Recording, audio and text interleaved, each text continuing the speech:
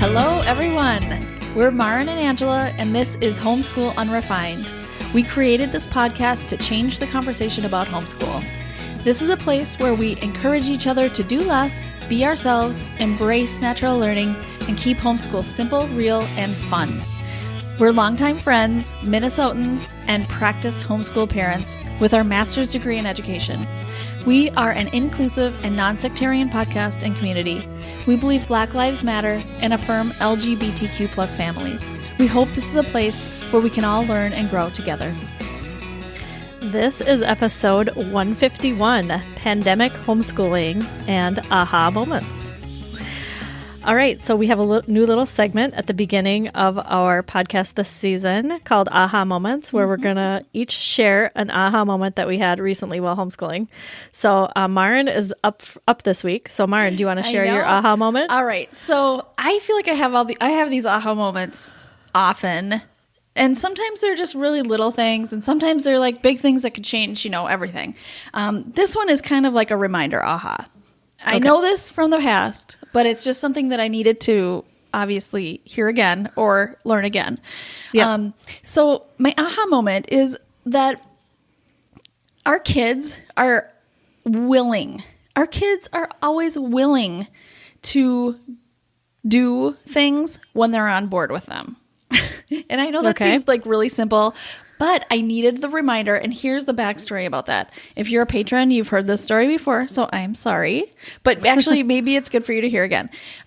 So like the beginning of February was like a tough week for me. I was just down in the dumps for whatever reason, maybe like 1,000 reasons, besides, being in a pandemic and it's like 5 below here. And, I just kind of felt like we were in a rut, and I don't know, things were piling on top of me. And so I had a tough week. I sat my kids down at the end of that week. And I laid out what was hard for me. And I feel like they all just like really stepped up to the plate and like just saw and heard what was going on, and realized like they could do, I told them, I was like, what I need from you is like, we need to work together on meals and cleaning and just like being willing instead of, me like kind of dragging people into these things. I need your energy right now. Mm-hmm. And I think they just like felt and heard that from me. And I feel like it's been like 1,000 times better since then.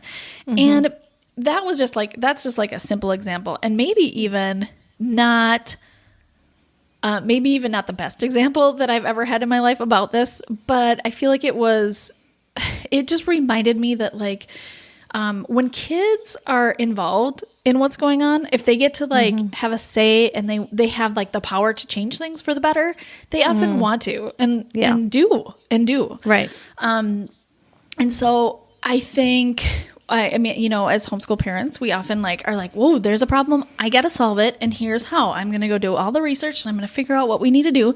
And then we like impart that on our kids, and we're like, kids, this is what we're doing. And then they're like, but we forgot like the most important part, which is like getting our kids on board with that thing. Mm-hmm. You can do all the research in the world and all this work ahead of time. But if your kids aren't there with you mentally or emotionally, it could be all for nothing. Right. If they're not there with you. Yeah. I was also thinking that, we can assume, like in that situation when you're having a really hard time, and I'm imagining like you were trying to gather everybody to do cleaning or dishes, and you were probably trying to gather everybody to do, cooking or whatever, right. These chores, and you felt like you were in charge. But I think as parents, we can feel like it's obvious that this is stressful to you. Yes. This is so I'm obviously stressed by this. This is obviously a lot for me. As you can see, I need you to step up. Yes. But they might not know that. Maybe they just needed a reminder or a talk like, hey, mom's doing a lot here. Yeah. Can you guys help me? And they're just like, they want you to feel good. They like want to take stress off of you. Yeah.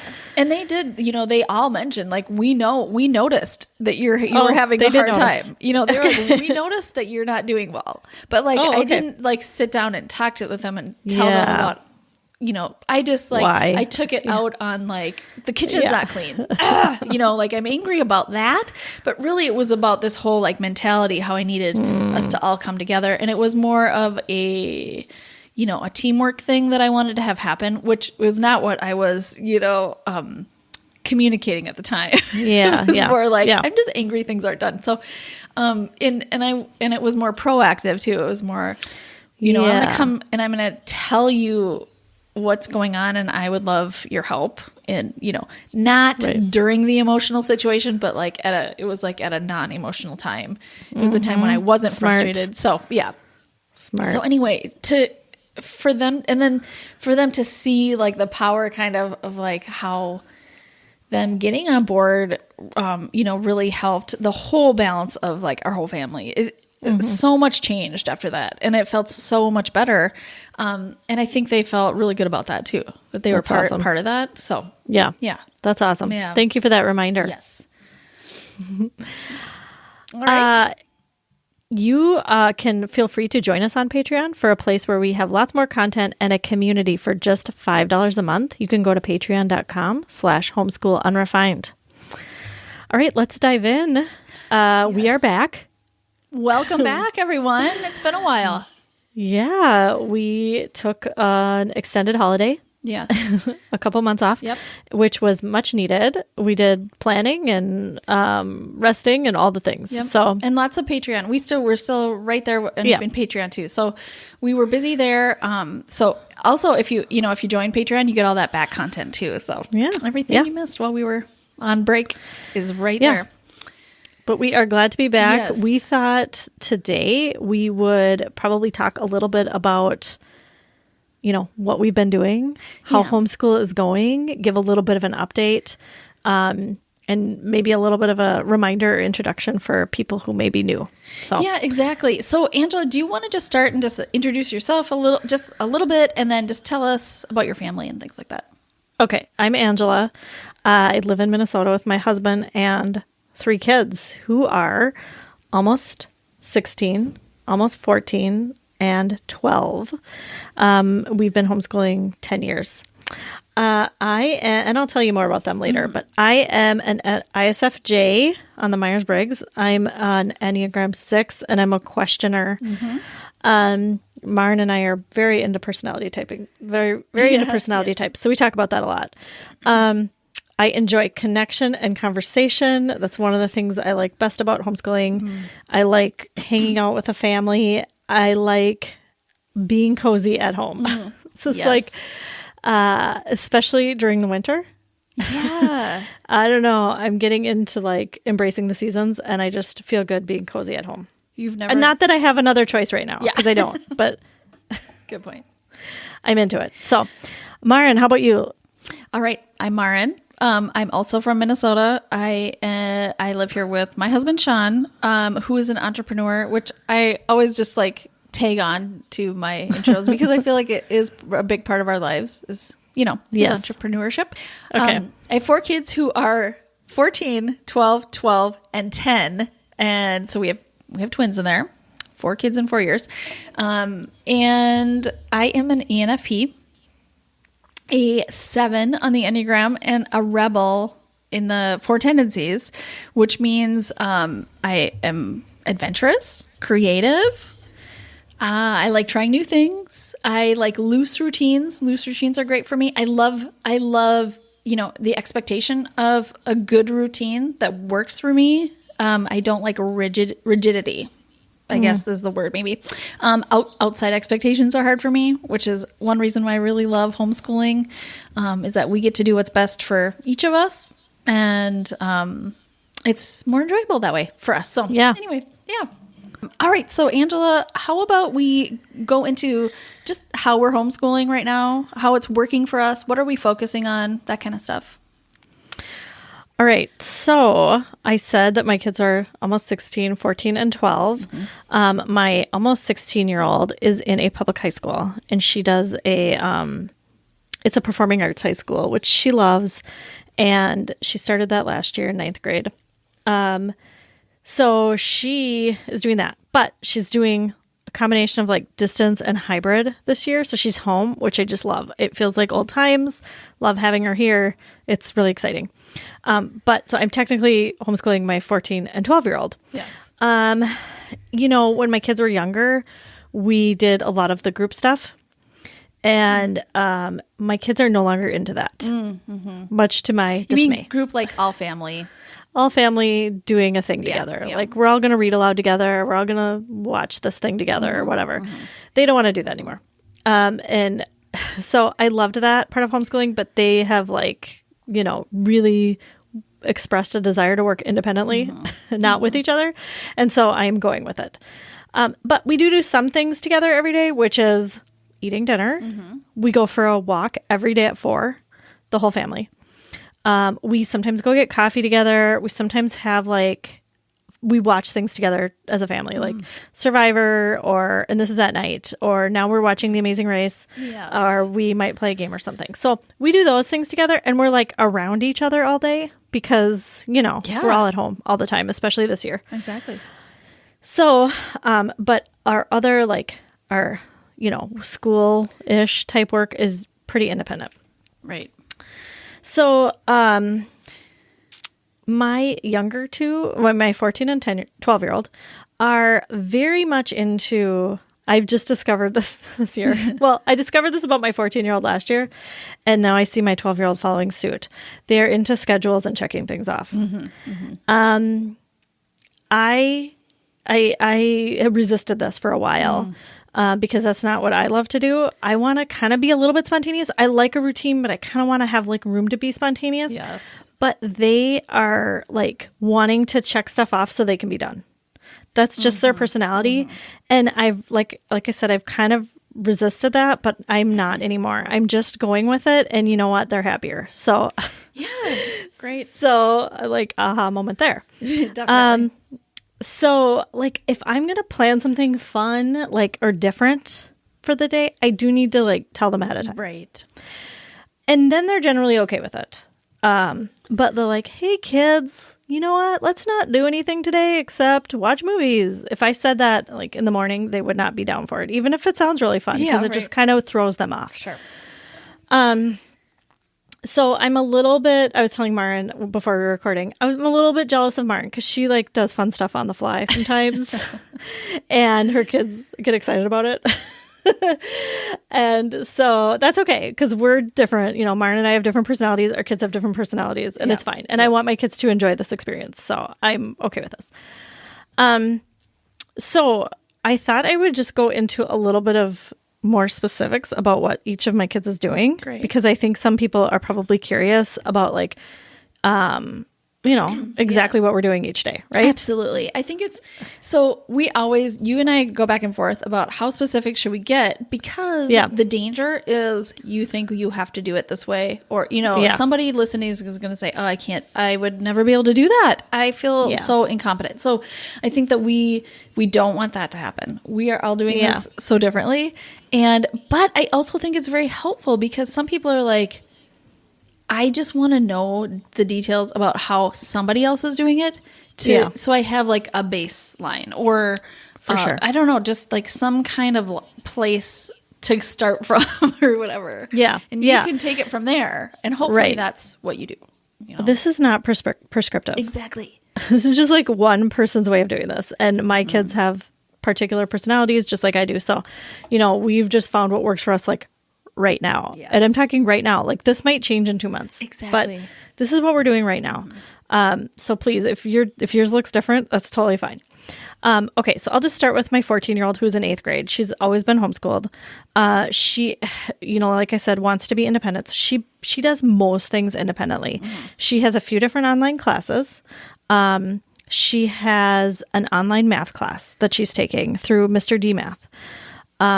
She takes the class alone, obviously, but then I help her with the homework every day. So that's the one thing that she and I do together is we work on her math every day.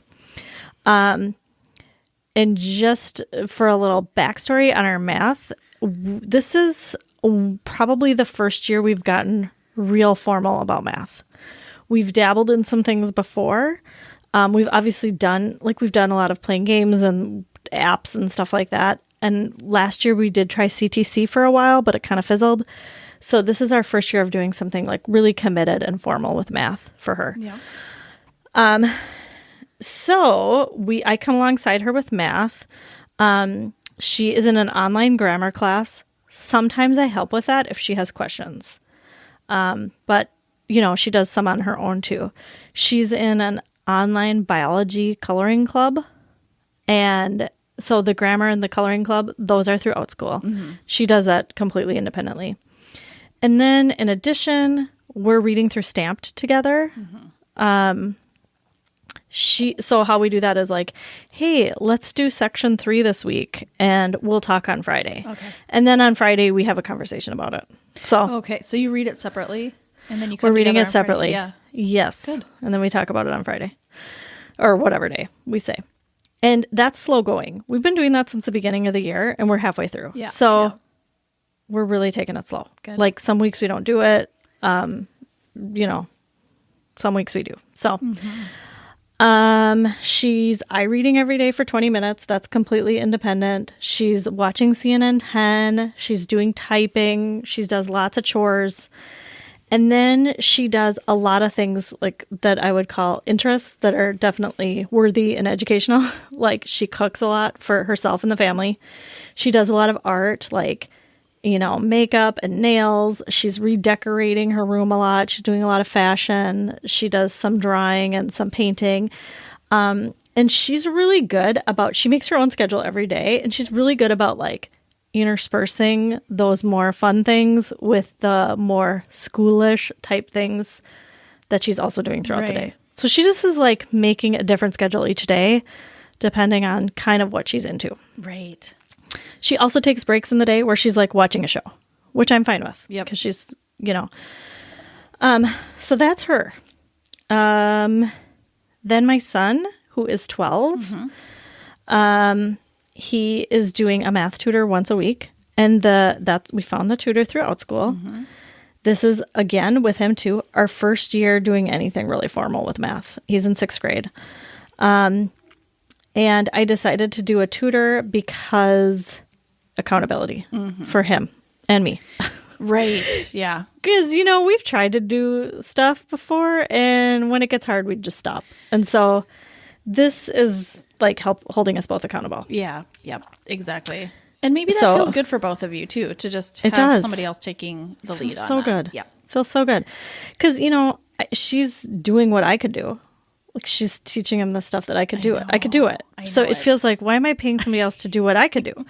But I'm paying her for the accountability. Like the fact that we send in homework is just like, I don't even care if she looks at it. It's just the fact that we're sending it in is a big deal. Yep.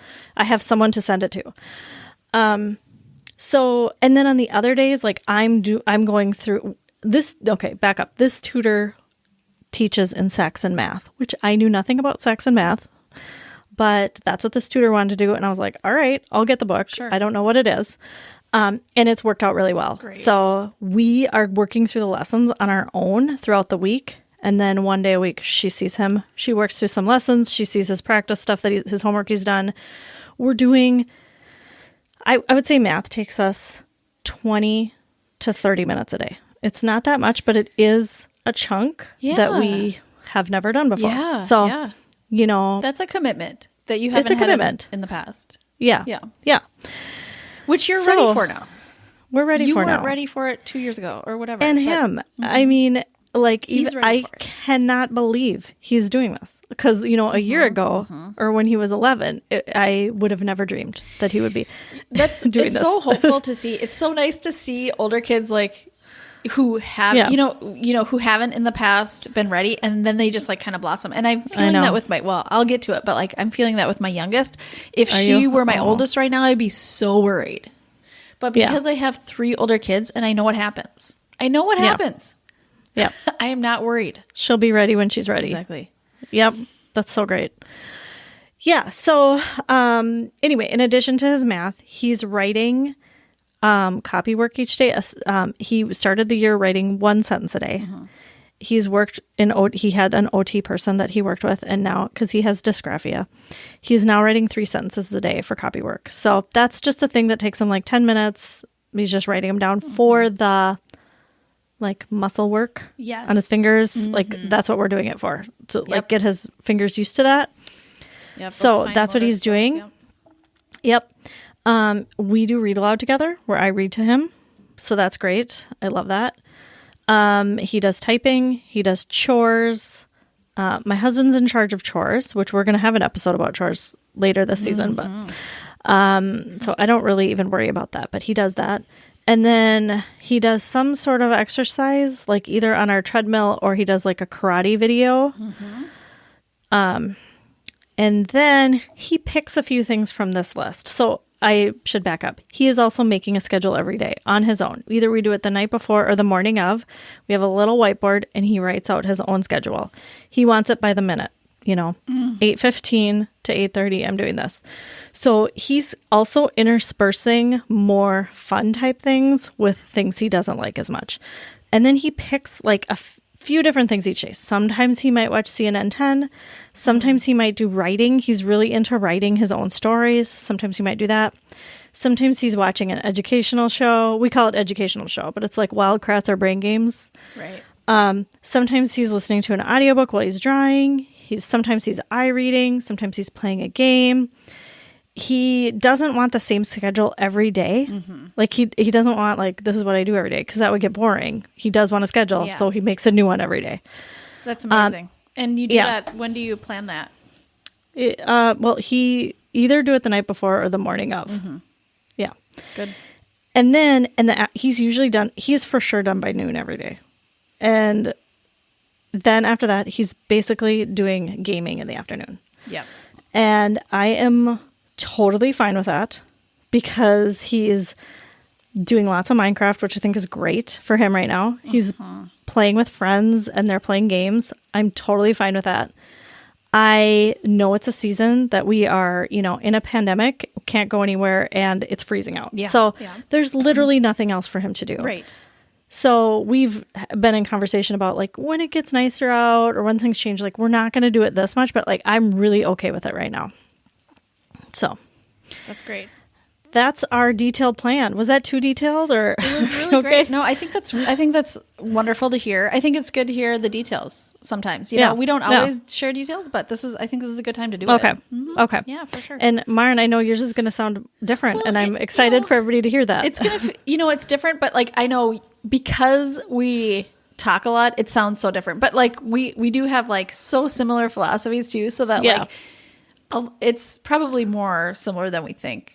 You know, sometimes, but when we get into the nuances of it, it is different. You're right. I mean, like my kids are definitely wired differently than that. I mean, I literally do have differently wired kids. You know what I mean? So like we can't do, it's just, we could do school however I could decide and make it like hard for everybody. But like the best way for us to work is different than how, probably a lot of homeschools work. But right now we actually are focusing on academics more than we have in the last, for sure, couple years. And a big reason is if you've followed us or listened to us for a while, you know that we traveled for almost a year from like the summer of 2019 to the summer of 2020. And I brought homeschool stuff with us, but I don't even really know why, because we did so little.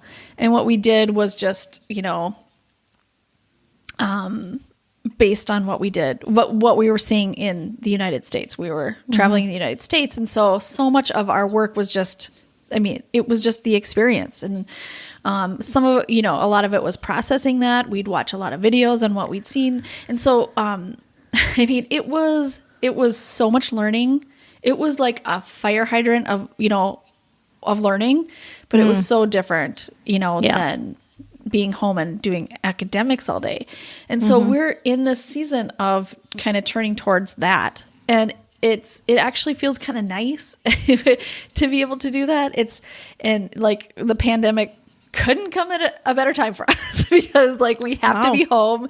We have to be home. And we're okay with that because like we kind of like overdosed on all the traveling for a year. And so we're like, this is kind of like a nice come down from that year. And but also our academics are, when I say we're focusing on academics right now, I'm sure that's very different than what a lot of people's academic season would look like, for sure. We do, like I said, we have a loose schedule. So like in the morning, in general, it's academic time. That doesn't mean like 8 a.m. That means like I wake the kids up if they're not up at 9.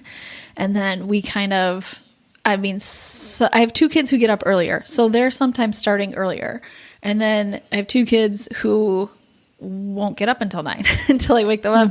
And those 2 won't start until like 10 because it's just slow going, and I'm okay with that right now. I think as our kids get older, their clock just like tilts that way towards staying up later and getting up later. And I'm okay with that for now. I really am. I think that's, it makes for a better day for all of us if we can kind of work with them on their actual like natural time clock inside of them. Yeah, so, for sure. And I'm trying to think. So in the mornings, we often start out with, breakfast, and we often will watch like CNN 10.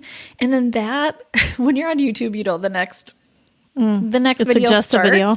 And because, YouTube knows us now, the next video is often like it's like a news-ish show, but it's, it's like entertainment news, or not entertainment news, but it's like a comedian, like it's often Trevor Noah, who we love. We love Trevor Noah. And then also like Seth Meyers. He's been like, he's been doing some news. And so like we often just watch those kind of things in the morning. It's actually kind of informative, but funny too. Yeah. So we like that. That's like often how we start a day. I want to start our day on something that like everybody is into. Instead of saying, okay, you woke up, great, now we're going to start all these things that you don't like to do. I want to start out positively. So that's like, for us right now, that's our positive note that we like to start on. And then we dive into often math and just reading on their own. And we, those are 2 things we often do every day, or it's always on our list. Now, for math, my 14-year-old is doing an online class, which she does like 90% on her own. And so I just have to say, my 14-year-old has always been like super independent. And so it's been a challenge to be hands off. And even when she was like 6, she wanted, it was just, she's always been like this. So, she's just in control of her pretty much all her learning, like what you said, but like, so when it's math time, she's either doing her math on her own, or she's helping the younger kids do math. So like if she says, I don't have math today, I'm done with my math for the week, then she has to help a 12-year-old or a 10-year-old, which is awesome. And my 12-year-old, one of my 12-year-olds said that she's actually better at helping her with math than I am. Wow. Which I think is great. I think this is like a perk of homeschool, because oftentimes peers can help each other. I mean, they're not peers, but they're almost. But they can, they just have this language and this mentality, like they understand each other better than a 44-year-old does, or whatever. For sure. So I love that can happen. And so when we do math so the 14-year-old's doing the online class, the 12-year-olds, the twins, are doing Dreambox, which is an app, and it's so far my favorite math app because it's very much linear. It's easy to organize. It's easy to go from one lesson to the next in a logical way, and it records everything they did. I have good reports on what they did, and also the way visually, it's appealing to the kid, and it's also informative to the kid. The way they show how to do the math on there is just like nice. It works for my 12-year-olds. So they're like doing things that I would not have ever taught my kids at 12 years old. Like I wouldn't be there right now mentally. So I'm very thankful for that. Now, often we'll have them, like right now we're kind of in this flow. So the 12-year-olds are required from me to do 5 lessons a week, but they're short. And so sometimes they finish those on Monday. And then I have an incentive. If they do 10, they get something at the end of the week, like a prize or something, something special. So they often like to work towards that. But also I like to supplement with just games. We do lots of math games, and that's oftentimes can be as a family. So our 14-year-old and 10-year-old can join with those too.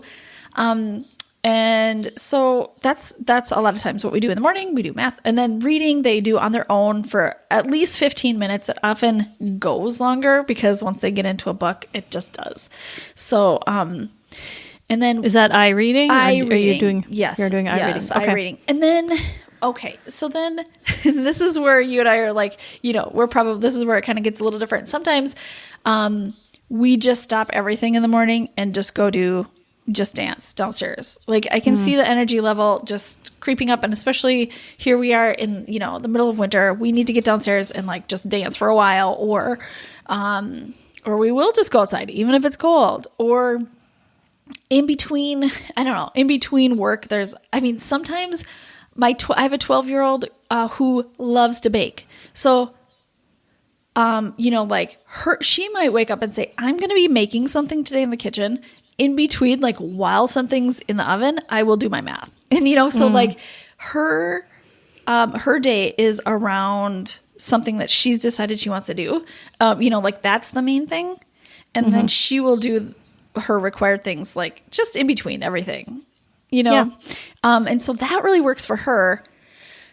And there's also often art happening everywhere. My 14-year-old is always sketching or painting. My 12-year-olds, they sometimes do art, but it's often like more practical. They're making a design for their bakery or for, or for something else. They're doing something like that. But, and my 10-year-old is doing art, like she's just all over the place with art. She's just making like, it's just oftentimes paint, but like, it's just, there's paintings everywhere from her anyway. So, yeah. And then often in the morning I like to, and this is kind of a winter seasonal thing for us, is to put on an audiobook and like do a puzzle together.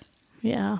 That's a big part of like what we're doing in the mornings now, listening to an audiobook, doing a puzzle. And then I just am really just inviting people into that. My 14-year-old is sometimes on the perimeter of that. She doesn't officially join us, but she's unofficially kind of joining us from another room, which is, I love that about a homeschool too. That can be like, there's learning just for sure in the perimeter. That happens a lot. So, yeah. And I'm trying to think of what else I can tell you. Well, okay. So my 14-year-old, like I said, she's just doing an online math class. She's doing a few online classes. She's also really into politics right now. I've assigned for her to watch the White House press conferences because she's super into them. Wow. She listens to the Daily sometimes. Yeah, she often will read articles and things like that are just things that are happening in current events, and we like to talk about those things. Yeah. Or she'll show me a video that she found of, something that's going on. And so we watch it together and talk about it. Let me think. What else? So my 12-year-olds, I feel like my 12-year-olds are kind of where I focus my energy as far as structure in the day. Because my 14-year-old, she's on her own, like doing a lot of things like academically on her own. The 12-year-olds and I are often working together on things. Now my 10-year-old is like, she's invited to do like academic-y things, but she's probably the most unschooled right now. And that's just where she is personality-wise and just temperament and just where she is. This is just where she is. And I'm learning to meet her there. That's so great. It's tricky. It's so good she's the youngest because if she were the oldest, you'd probably be resisting that. I'd be worried. Yeah. So this is what she needs. It is what she needs. And she sees learning happening. So it's not like she's going to be unaware of how to, well, she is. And the funny thing is she may be learning the most of anybody. She's doing science experiments all the time. I mean, and it's not official science experiments, but she's always experimenting with new things. She's creating things all the time too. Like, our house is just full of her creations. And so, I think that's just, and then we're playing math games together. She's happy to play games with us. And so, and I will say, I have a requirement for like math for my 12-year-olds. And I encourage her whenever I see that she's able to like sit down and focus and do a Dreambox lesson, we'll do it. And so she actually gets done. She gets a lot done in something like that. Or, in spelling, sometimes we'll do a spelling lesson just really quick, just spontaneously when it fits her mood and her ability to like sit and focus. But I don't plan that. I don't, I cannot say today is the day you're going to do this, this, and this. Yeah. It's just whenever it's going to work for her. So, that's just where she's at. That's good for you. Yeah. It's hard. Yeah. It's hard. I mean, it's my angst. I'm in angst about it a lot, but I try not to let her know that. You're doing a great job. Good job.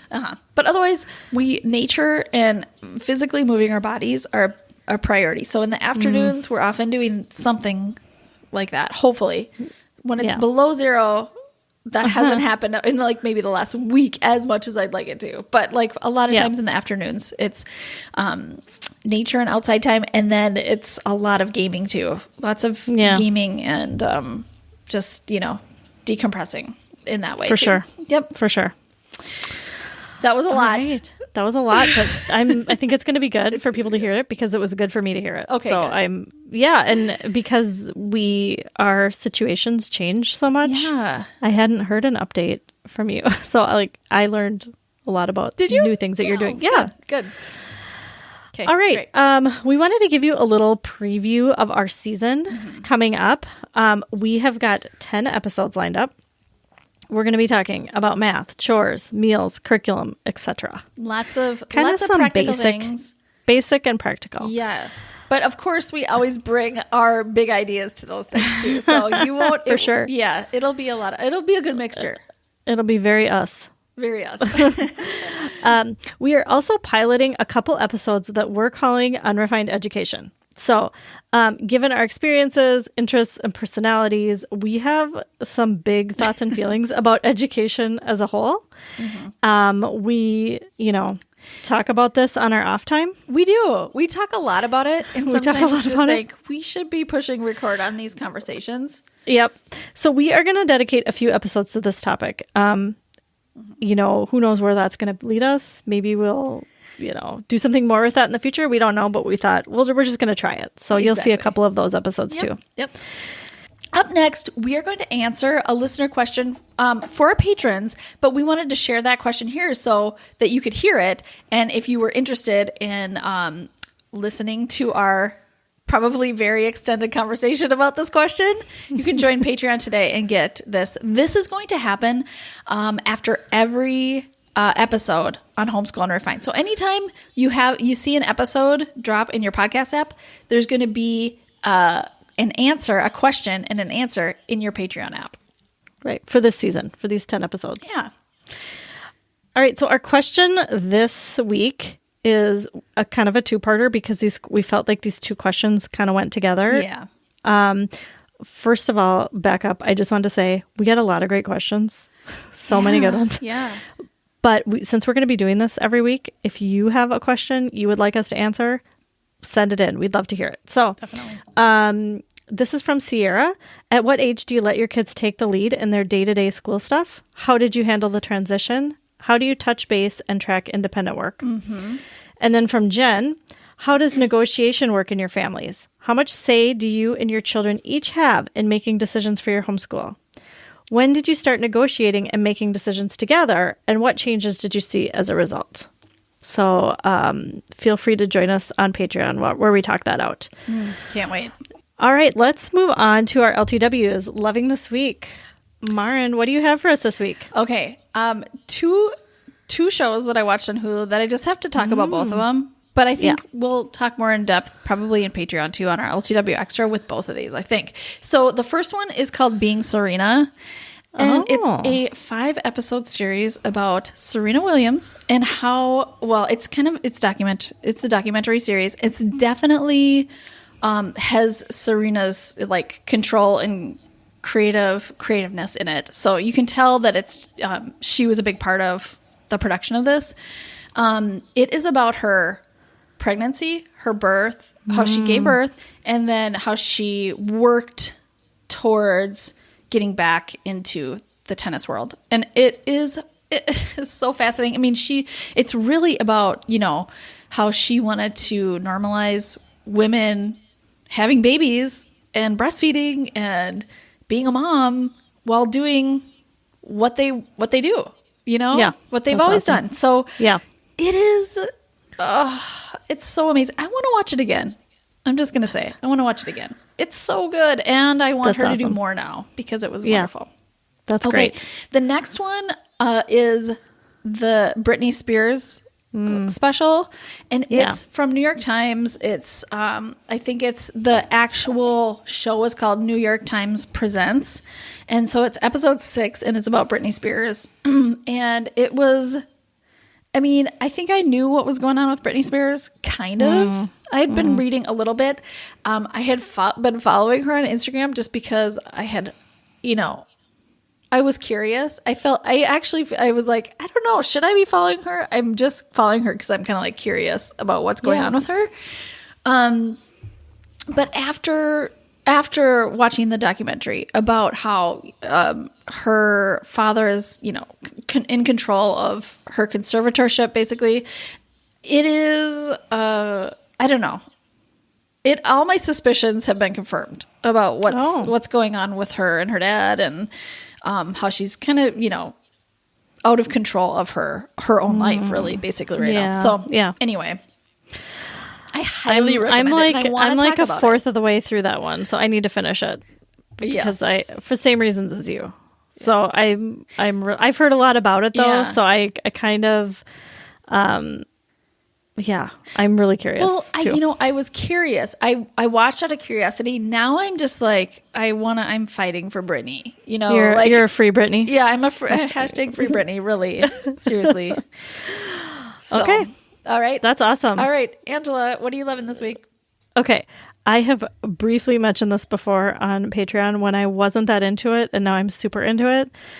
Yoga with Kassandra on YouTube. Yeah. Okay. And it's funny. My son, as an aside, saw this up on my computer today, and he was like, how many yoga with and then a mom name are there?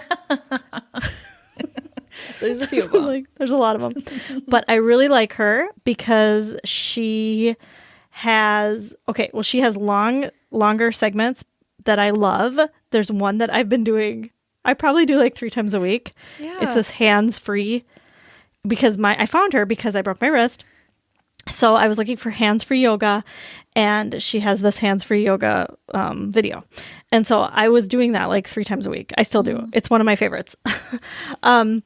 And then she also has these 10-minute yogas. So if you only have 10 minutes and she's like, I think she has a challenge, which I'm not doing, but I just go on there and like find one that looks good. They're all amazing. Wow. It's like, I think the reason I like it is because it's called Yin Yoga, which I didn't know what that was. Okay. I don't know. But I think it's because like the poses are held a little bit longer. Okay. It's like more for stretching. Ooh, yeah. Which is just what I really need. Yep. So this isn't like, it's not core power yoga. It's not core power yoga.